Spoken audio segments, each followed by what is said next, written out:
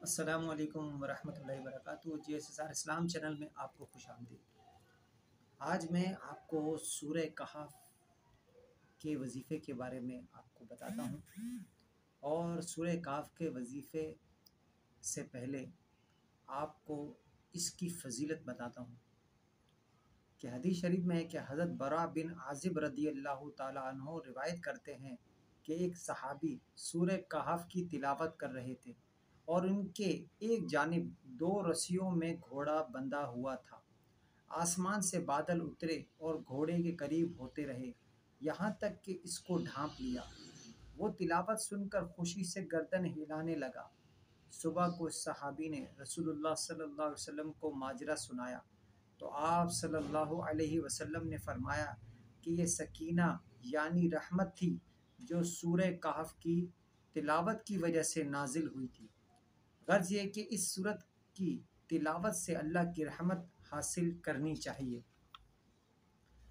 اس سورت کا ایک وظیفہ آپ کو بتاتا ہوں کہ یہ وظیفہ خاص ہے۔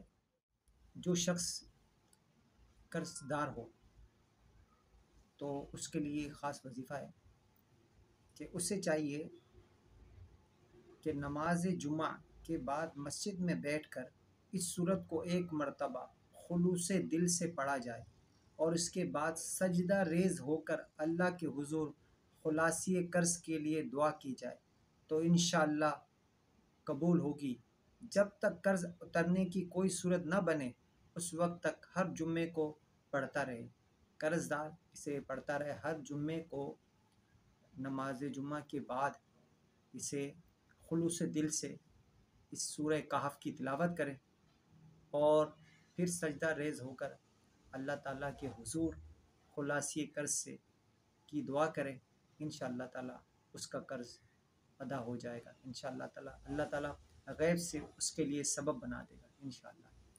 تو اگر ابھی تک آپ نے ہمارے چینل JSR اسلام کو سبسکرائب نہیں کیا تو پلیز سبسکرائب کریں اور ساتھ میں بیل آئیکن کے بٹن کو بھی دبائیں کہ ایسی ویڈیوز آپ کو ملتی رہیں، اس کا نوٹیفیکیشن ملے تو وہ آپ دیکھیں اور ان سے فائدے مفید ہوں، آپ جو ہے اس سے فائدہ اٹھائیں۔